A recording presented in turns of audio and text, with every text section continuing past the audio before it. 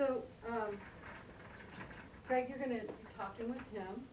Charles. And that's, oh, wait a minute. We had Kristen looking at the camera. Right. Okay, so that's kind of weird.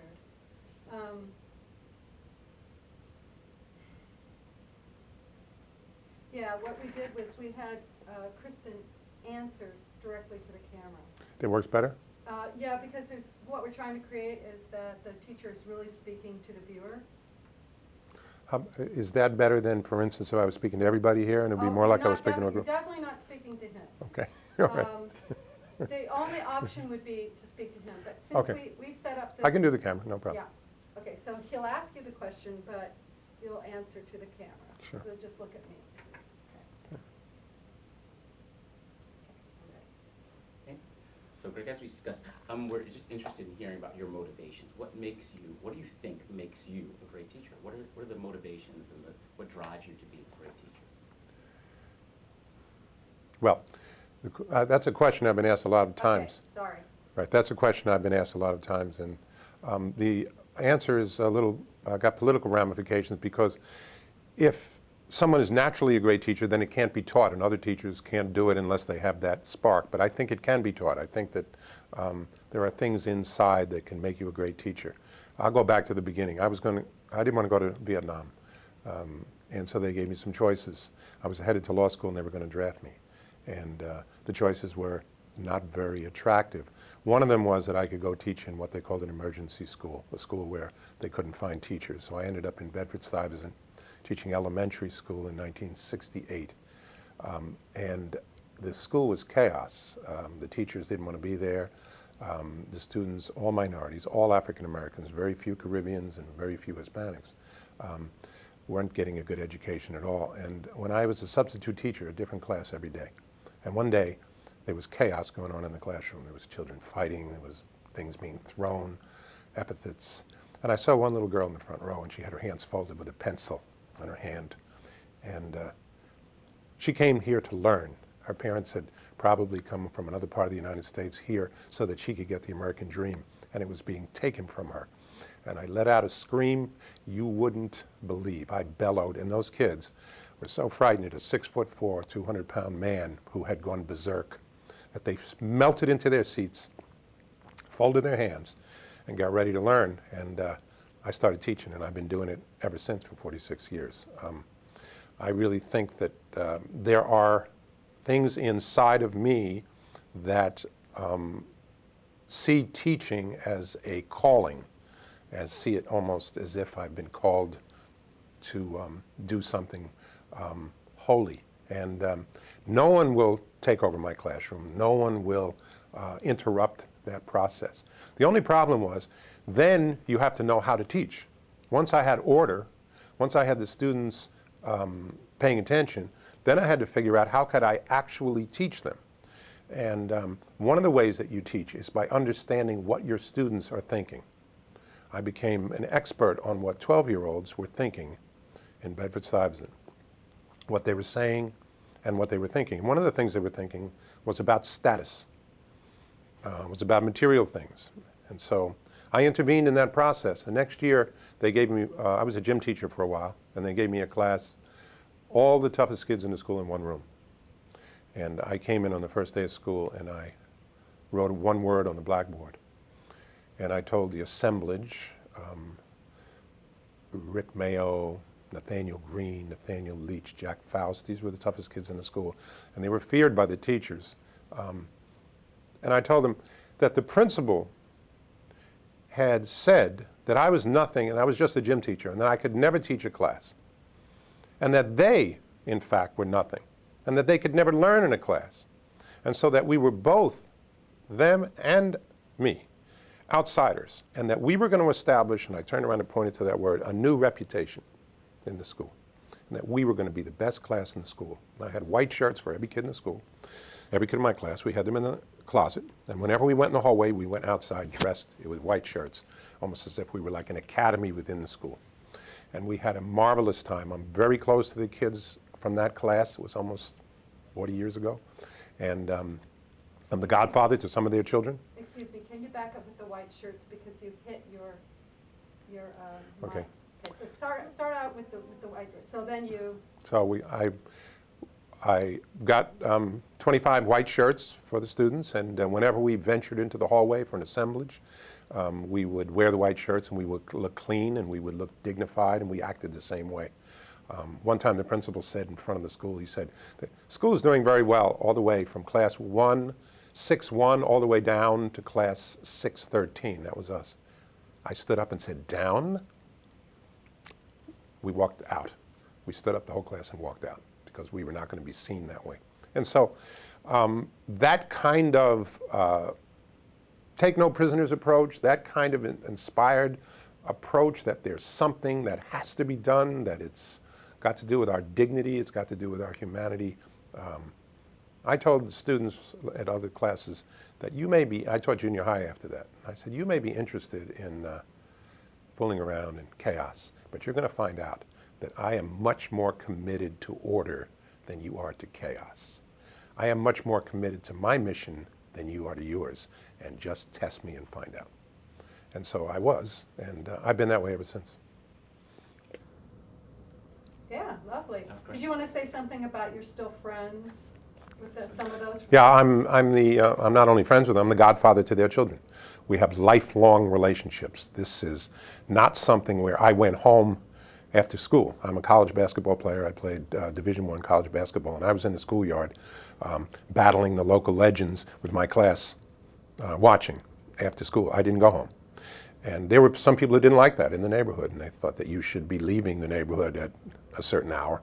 But I didn't. I felt as if I was part of the neighborhood. And I learned so much about the kids. I wrote a book called The Hip Reader, in which I wrote the Dick and Jane series, but I wrote it in the kind of language the kids would use. And I also had another thing. I had a contest. I would give away a pair of sneakers to the kid who read the most books. It was called the Greedy Readers Contest. If you read, I had a list of books, and if you read the books, we would test you with a council of students who had previously read the books.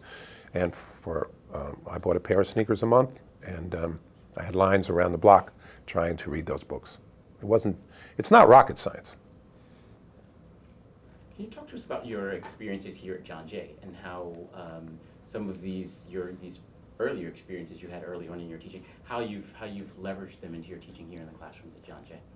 Well, what happened was I became so immersed in the culture of that neighborhood that I became an expert on street life. I became an expert on the demographics of the neighborhood. And I became a reporter for New York Newsday, writing about gangs, writing about sports, writing about what was going on in the neighborhood. And I started to write so many articles that they put me in charge of an assignment to write about gangs that were robbing people on the subway. And so I stayed on the subway, riding back and forth on the train until I saw a bunch of kids that looked like to me as if they were up to no good. And I followed them. They thought I was a police officer. I followed them back into a neighborhood called Brownsville, which is close to Bedford-Stuyvesant. And it's got 17 city housing projects in 1 square mile. It's a legendary neighborhood, fascinating neighborhood. But it was a little intimidating to me. I pulled this off in Bed-Stuy, but it wasn't working in Brownsville. So I stepped into a police precinct. And I said, this looks a little rough out here. And they said, well, if you really want to know, ride with us. So I got clearance from the NYPD and from the high school principal, Thomas Jefferson High School. And I spent 1 year riding in the backseat of a police car with the police on the midnight shift. And during the day, I spent my time with the gang members in the projects. So the book called The Ville was 1 year in the life of one kid, one cop, for 1 year. And that kind of study, I just recently wrote a book called Zebratown, which I followed one of the young men from my first book after his release from prison on how he was going to re-enter into society. So these kinds of experiences with the police, with the street gangs, with the language, the action, I bring that into the classroom. So if my students are criminal justice majors, I bring criminals into the classroom who I've known from my studies. And they're able to bring their book studies and connect it to real life activities. I come in after a night wearing a bulletproof vest in the street. I was out last Tuesday. We're doing an epilogue. Fordham University Press is republishing The Ville, my book The Ville, and so I have to do research. We're doing what they call vertical searches with the police, which they go up to the top of the projects and they check each floor Well, I was doing vertical searches with him last Tuesday. So I come in, and there's a lawsuit against the vertical searches because it's very similar to stop and frisk in a way. It's this hyper-policing thing. So I can tell them exactly what a vertical search feels like, looks like to both the tenants and to the police, and bridge those gaps. The students appreciate it. I tell them in the beginning of the class, the most interesting thing that's going to happen to you in the next few months is not going to happen in your tired relationship. It's not going to happen on television. And it's not going to happen in your celebrity-conscious social media. It's going to happen right here because we have at our fingertips all the greatest thinkers. We have at our fingertips the energy, and we're going to make it happen right here. So I try to have spontaneous things happen in the classroom. Really, really very good. Can you talk a bit about how your relationship with our John Jay students? I mean, you've spoken a bit about what you do in the classroom. What's the relationship like? Do you see yourself, is your role simply confined to the classroom, which I know it's not, but do you see the role of a teacher as being extending beyond the sort of subject matter? How do you see your role as teacher / mentor? How do you see yourself educating them more holistically? Well, that's very interesting because as you evolve as a teacher, one of the things as a teacher that's important is that you be self-reflective, that you begin to see what works and what doesn't work and to adjust as you go on. I need a glass of water, actually. See? Samuel, maybe, Yeah. I'm sorry. Thank you. I think I put that on lock, so that you can get back in. Just leave it open. That's the first time it ever happened to me. Really? Yeah. No. No, I never, really. It's, you know, the dust is coming off that hot lamp. It's really, yeah. This is great. Can you scoot over to your right a little bit? The chair? Yeah. A little bit more. Okay. Okay, so we're on the right track? Beautiful. It's wonderful. Better than equitable form. Okay. Exactly. This is great, right? This is It looks wonderful. This is great. This is going to be perfect. I got to roll. Alrighty. Okay. I think the important thing about teaching on the college level or any level is that the teacher be self-reflective. They be a reflective practitioner. They see what works, what doesn't work. And instead of going forth with the same thing that makes you comfortable day in and day out, that you should take chances. I will try something new, and if it works, I put it in my repertoire. Some of the things that I've learned about at John Jay here teaching that I haven't used before, they're connected to some of the things I've used before, are identity. I would tell the students that you have upper class, middle class, lower class, you've got all kinds of classes throughout the world, and there's a class that you may not have heard of. It's prevalent in Europe, it's not so prevalent in the United States. It's called the intelligentsia, and that's us. We are the intelligentsia in the sense that we don't measure our worth on our money. We don't measure on our clothing or our status or our athletic ability. We measure it purely on the amount of information we have and our critical thinking skills, our ability to see through propaganda, our ability to find and see the truth and act on it. And that's a mission particularly important for John Jay students who are going to go into criminal justice fields. They must have a very, very strong sense of how to think their way through all the gray areas that they're going to come across.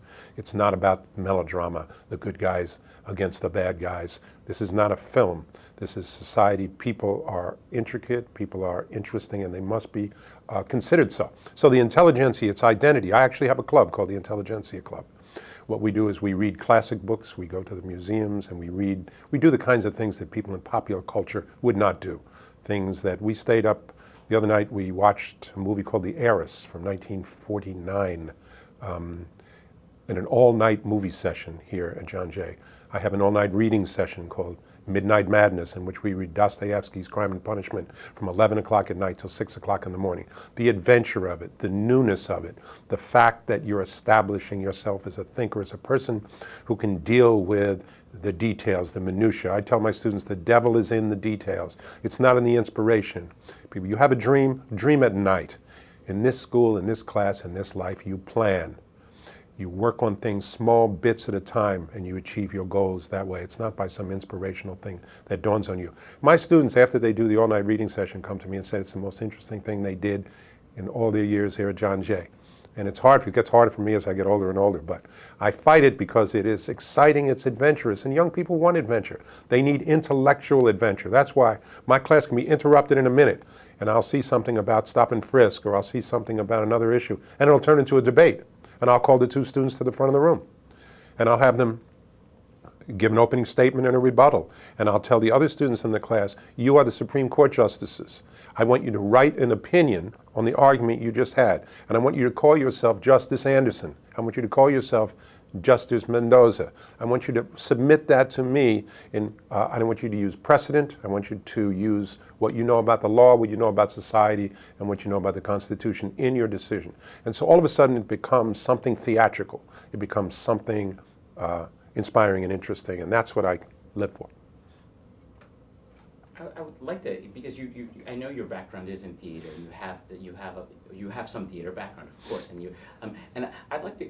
How do you use that sort of? And you've just mentioned briefly, but how do you use that sort of theatrical quality? How do you use theatrics as a to reach these students? Because I can imagine that's what really does grab them. You alluded to the fact that students like adventure, but are there specific things you do? Are there ways that you use your sort of your training to grab our students? Yeah, I do. First of all, I'll do some kinds of over-the-top behavior, kinds of behavior that they are taken aback by. I will ask them if I said, you haven't read the book, the whole book, and nothing but the book, so help you God.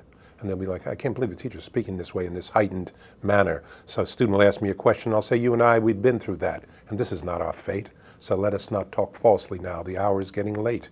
And I'll come up with rhymes or characters. When I'm talking about McCarthy, during the McCarthy hearings in 1950, I said it wasn't an old war, it's a cold war. And I'd spin around and I have an envelope and I have here a list of communists. They're communists in the government. And I can do a voice somewhat like McCarthy. And I play McCarthy. And then I play the man who stood up to him in the Army versus McCarthy hearings, the lawyer Welch. And are you going to bring this man in front of our committee? The lawyer looked at him and looked him in the eye with all of America watching on television for the first time and said, no, sir, I don't think I will. At long last, Senator, have you no sense of decency? And just those little chosen moments will get the students running off to see the video. We'll get the students running off to do their kinds of research. So you can use some of those theatrical moments in class just to make sure. I tell them in the beginning, I will not bore you. Things here may be hard, they may be difficult, you may get angry, you may not like me. There's students that don't like me as I walk through the school. And I look them in the eye and I say hello and they frown. And then I say, what's the problem? And I know what the problem is. I gave them a C. I gave them a low grade. And then I ask them, did you read Crime and Punishment? And they say, no. And I say, well, didn't I tell you from the very beginning, you don't read that book, you're not getting an honor grade? And you have to establish also a very sensitive atmosphere where excellence is rewarded, but mistakes are not chastised and people's confidence is not destroyed by trying to do something that they don't quite achieve. You don't want to praise people and say they're right when they're not, because then you've devalued the people who have thought the thing through clearly. But you need to give respect. We had an argument yesterday, very, very intense argument between the former military men in my classroom who believed that you don't tell, you don't snitch, you don't report, you don't whistle blow on anyone, no matter if there's been a shooting of a family in a house because maybe that family had tried to attack you before, and the more liberal members of my class who believed that Snowden and Ellsberg and the Pentagon Papers were patriots. That conversation between those two groups of people, it was very important that you maintain the dignity of all people and that the way that the discussion is conducted is mindful of critical thinking. It's not personal. These are issues. I had a student in my class last semester, a few semesters ago, and we were having a discussion about the Danish cartoons, in which they were cartoons which were disrespectful to the Prophet Muhammad, and there was a lot of violence that ensued. And the discussion was about freedom of speech versus religious people's right not to be mocked and not to have blasphemous things written about them. And about halfway through the conversation, he was one of the members of the Muslim Students Association. He paused and he said, you know what?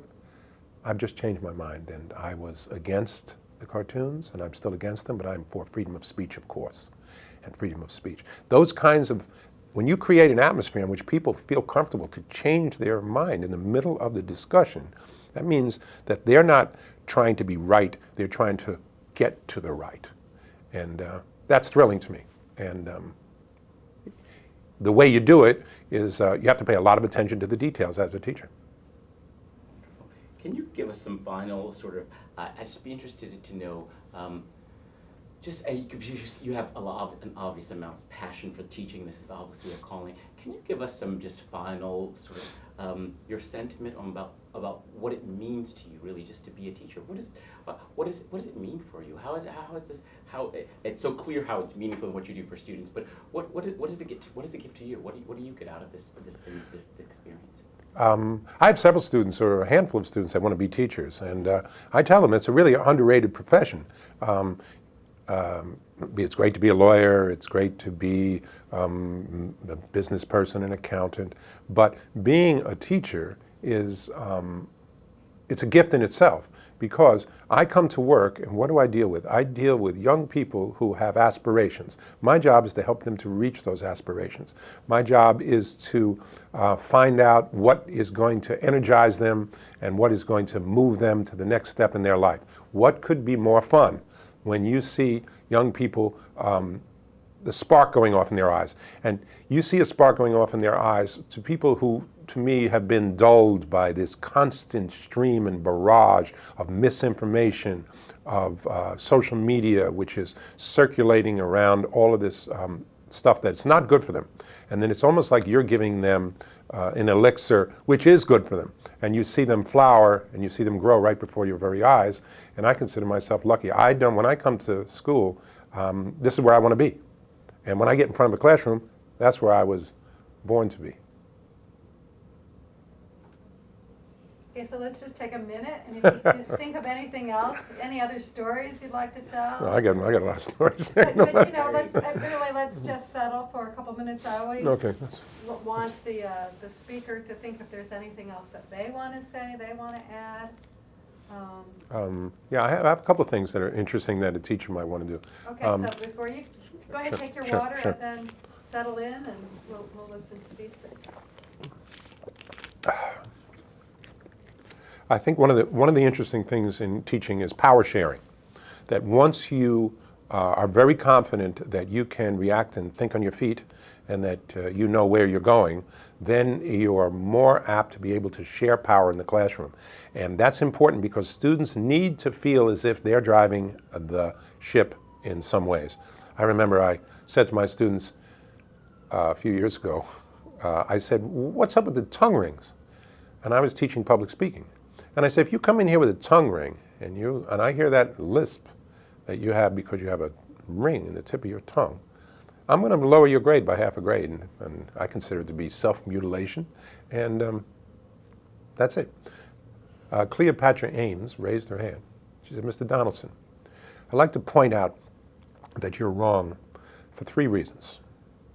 Number 1, tongue rings are a generational phenomenon, and if you haven't noticed, you're rather old.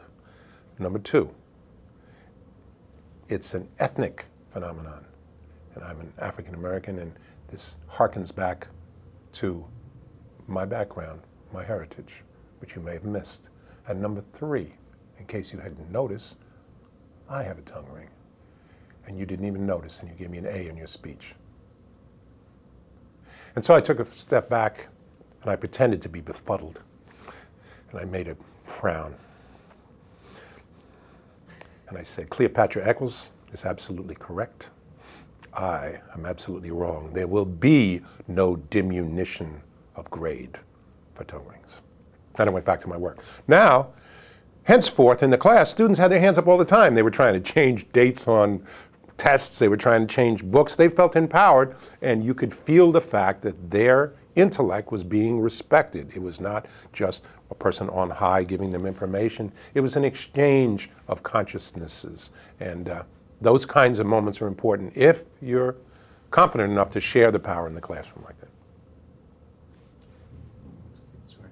Was there anything else? There's plenty, but I've been known to overstay my welcome. You're doing great. Samuel, was there anything that you wanted to ask him? You remember there was a group you were holding with the students and you were recording them and they were getting up and giving storytelling. Yeah. How about that? Like that, what was that experience like? And What was that for? Okay, I have 3 more things, and then I'll stop. Okay. Hang on a second, wait till you put Okay. that down completely. Since this is a commuter college, one of the best things you can do is to draw the students into campus life. And one of the ways I've tried to do is I hold a weekly New York Times discussion session. I think that the New York Times is important as a source of good information, and so I have the students read the Times in the morning, we have the school purchase them, and then they come and we discuss them and we debate issues. President Travis has come, deans have come, professors have come, and to exchange ideas, to debate, to comment on an equal level with the students. And it's packed. We have 25, 30 students there every week. And the other thing I have is something called the Story Jam. I love to tell stories. I'm a born storyteller. My father was a storyteller. And I have students come in and tell stories. And we have a theme for each week. And then after their stories, I will give them tips on how to tell stories, how to keep it brief, how to not have 3 endings. You have 1 ending. You let it drop when it's over. If you wonder if people are listening to your story, stop in the middle. And if they tell you to keep going, keep going. If they don't, they're not liking your story. Don't go on. So I give them all kinds of tips on how to tell stories, and we're gaining a following for that too. And I would just add some of the inspirational things that happened as a teacher. I was coming off the 59th Street subway platform, and I saw a bunch of police officers dressed in blue were moving a homeless man from his spot where he sits on the bench on the downtown 1 train. And one police officer was squatted next to the bench with his head cocked in a very humane way, talking with the man, because they were going to move all the man's worldly possessions in a moment. And I looked, it was one of my students. And he turned around. He said, "Professor Donaldson," and he didn't really take his eyes off the man. "How you loved your class?" And that's the kind of thing I'm teaching, the kind of broad humanity-based understanding of the way society works, what our responsibilities are to each other. And when I can do that to a person who has power over other people, a police officer or a higher ranking police officer, that's the greatest gift for me.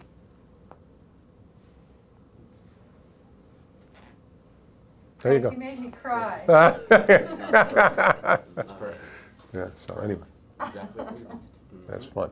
Here, so when you talk to the powers that be, would you tell them when they bring the freshmen in here, right? There's no one that should talk to that class of freshmen but me. I've told them for years, and they don't pay any attention. I know exactly what to tell them about commitment. I know what to tell them about how to go to the next step. Are you in the first? Say it right here. What's your message Okay. to we can use it because I'm in marketing now. Okay. And we're collecting things. So what would you say to the freshman class? Okay, put me in front of the freshman class, and this is what I'll tell them. I'll tell them that there are cliches about here, you're embarking on the best years of your life, and you should be open, and you should be committed. But no, I want to tell you exactly what you should do. What you should do is you must understand that life does not exist in you creating a goal. I'm going to be a lawyer. I'm going to be this, and then going toward that goal in a linear manner. What life does is it presents obstacles to you, and as you deal with those obstacles, you learn things that may alter your path somewhat. But the only thing that allows that path to be altered in a positive way is total commitment. And if you don't give that total commitment, then you're not going to achieve that next step, that subtle change in your direction that is going to put you into a place in life that is going to be nurturing for the rest of your life. So, some tips on how to do that.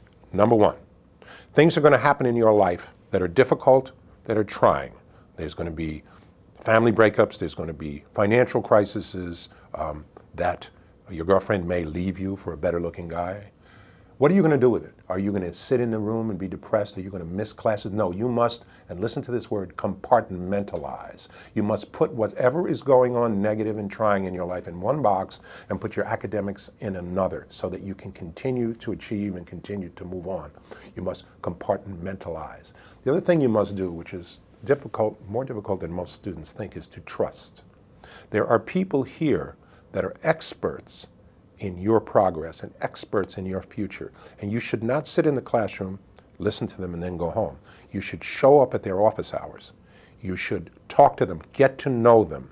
They can help you in all sorts of ways, both practical, psychological. It's been proven that students who access professors, who get to know their professors, are much, much more successful than other students. A third tip for you is, my life wasn't going very well. I was a little bit disappointed with my position and my fame at a certain point in my life. And I said, you know what I need to do? I need to write a book and get some respect. And so I did. And how did I do it? By dreaming about writing a book? By sitting down to write the book in one big gulp? No. I needed to do it in the tiniest steps imaginable that you can possibly do. And when I began it, I wrote for 3 hours every single day for 1 year. I sat down at 9 o'clock in the morning and I finished at noon. If I was in the middle of a sentence, I stopped because I had my discipline. You need discipline in order to achieve anything. Everything is done in small steps. And my final word for you today is embrace the tedium. Every doctor, every lawyer, every Indian chief can deal with tedious chores. Things that are interesting aren't always the best things for you. A lawyer reads law books that are written in ancient language and are based on cases that happened in the 1800s. He gets done and he charges you $400 an hour because he knows those precedents. A doctor is the same way. You will not be successful unless you can embrace the tedium, embrace the boredom. So what did I tell you before? I said what? You got to compartmentalize, right? You have to trust. Am I correct? You have to break things down into their smallest categories. And what was the other thing I said? Can you tell me? Yeah, the tedium. Yeah, I forgot myself. That's why. Whenever you forget, just throw it out to the crowd. That was so good, though. That was perfect. Isn't that true? I mean, they need to know some of these things, and no one's telling them. These are crucial. Yeah, Crucial. I agree. And they need to be told in that emphatic manner. One of the things you do when you sit up in front of a classroom is I tell the students, this will work. I guarantee it's going to work. You are not going to go and read all these books and then come off. When you get done with this classroom, you're going to remember this for the rest of your life. I guarantee it. I have methods. I'm going to repeat the same thing over and over and over again until it's tattooed on your memory. I'm not going to see you on the subway platform in 14 years and you're going to say to me, oh, I had you. Oh, you're tall. You're a funny dude. No, that's not important. What's important is that you learn the principles of this course. That's why I keep the principles very simple. The principles, fundamentals of my criminal justice and theater course are only 5 in number. And then you learn them and you apply them. You will never be able to watch one of those Batman movies again when you get done with me. You're going to be walking out talking about, oh my God, again, predictable, stereotypical, based on stereotypes, right? It's nothing to do with the real world. The good guy always wins. Come on. You're not even going to be able to stomach them anymore. You're not going to have any more friends. You're going to have to change your associates by the time you get done with my class. The only people you're going to be able to deal with are the intelligentsia. Thank you. Wonderful. Great. It was really great. Okay, we got to unclip you. Okay, unclip me. Say when. I've been teaching Macbeth and teaching Shakespeare in my criminal justice and theater class for a long time, and it really wasn't working because what the students do is they go to summaries of the play and they reread the summaries a bunch of times, and then they really never get to master the language. And a student said something in class a few years ago that hooked me into the gold vein of how to do this. I said his name, he was a hip-hop kid, and he called himself YoungMikeyTV.com. That's actually what he called himself. And I said, Mikey, I said, you didn't hand in the paper on, I see no grade for you in the paper, so therefore I'm going to lower your grade when you do hand it in to me, and you better hand it in to me. And he looked down at his book for a second, he looked up, he said, Professor Donaldson, why do you dress me in borrowed robes? I handed that paper in a long time ago, and that was a quote from Macbeth. I said, Mikey. And so now I changed the rules, and I said, here's what, whatever you get on the quiz, that's what it is. But you can get 5 extra points for using a quote from Macbeth in class in an appropriate manner in the flow of the conversation. So I have the whole class, and they're looking at Macbeth, watching me as they're talking, right? And I said to me, oh, you didn't look like you were going to do that well, Hillary. She says, there is no art to find the mind's construction in the face. Boom, 5 points, yell it out, knock it down. And so now I've got students, they walk around the hallways with Macbeth in there running up behind me, saying, a poor player that struts and frets his hour upon the stage and then is heard no more. And so what I've got them to do is to understand the language, to appreciate and celebrate the language, and to entwine it with their very life. And that is learning to me. So Macbeth now works. Thank you. Hallelujah. Why do you dress me in borrowed robes? Isn't that great?